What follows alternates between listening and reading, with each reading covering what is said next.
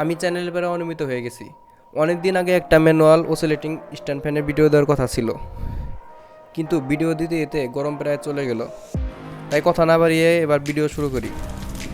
আমাদের কাজের জন্য যা যা লাগবে: একটি 4 inch PVC pipe, half inch pipe লাগবে 1 ফুটের 2টে, হাফ ইঞ্চি অ্যাঙ্গেল টি শেপের জয়েন্ট, লিথিয়াম পলিমার ব্যাটারি, এটি আমি ল্যাপটপের পুরাতন ব্যাটারি থেকে সংগ্রহ করেছি, মিনি পাখা, 5 ভোল্টের একটা মোটর লাগবে। প্রথমে 4 ইঞ্চি পাইপে সমান করে কাটার জন্য দাগ দিয়েছি, তারপর মিনি গ্রাইন্ডার দিয়ে কেটে নিলাম। সুন্দর একটি অংশ পেয়ে গেলাম পাইপ থেকে। তারপর উপরের নিচে ঢাকনার জন্য পিভিসি বোর্ডের পাইপ বসিয়ে মাপ দিয়ে কেটে নিয়েছি। মোট 3টা কেটে নিয়েছি, একটি নিচের লেয়ারের জন্য আর 2টি উপরের জন্য। উপরের 2টির 2 পাশে কেটে নিয়েছি কারণ স্ট্যান্ড এখানে বসবে। নিচের অংশে সুপার গ্লু এবং হট গ্লু ব্যবহার করে ভালোভাবে সেটে দিলাম। এবার ভেতরে ব্যাটারি বসিয়ে উপরের অংশের প্রথম ঢাকনা লাগিয়ে দিয়েছি। এখন স্ট্যান্ড লাগবে।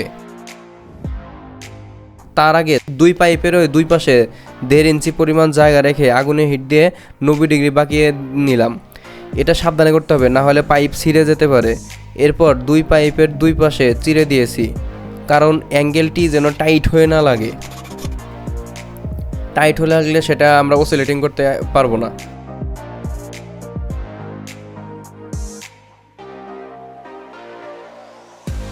তারপর মোটরের সেটআপ এবং সোল্ডারিং এগুলো সহজ বিষয়।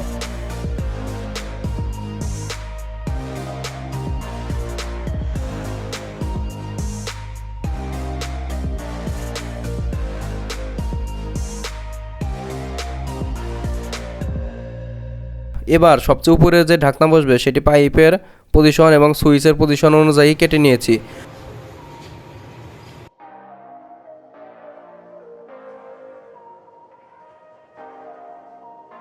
TP4056 মডেলের চার্জিং সার্কিটের মাপে এখানে কেটে নিয়েছি।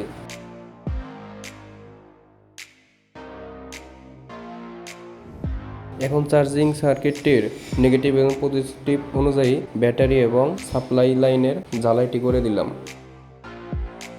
অতঃপর হট গ্লু ব্যবহার করে আটকে দিলাম।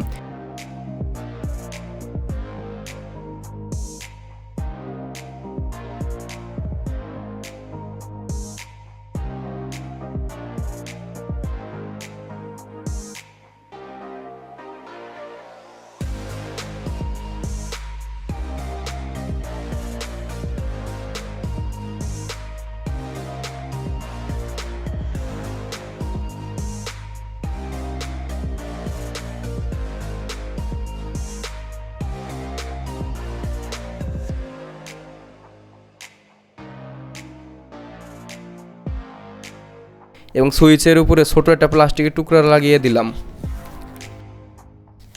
ব্যাস, হয়ে গেল আমাদের অসিলেটিং মিনি স্ট্যান্ড ফ্যান।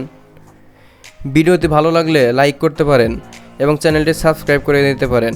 কমেন্টে জানিয়ে দিতে পারেন আপনার মতামত, এতে করে কাজের উৎসাহ আমার বৃদ্ধি পাবে।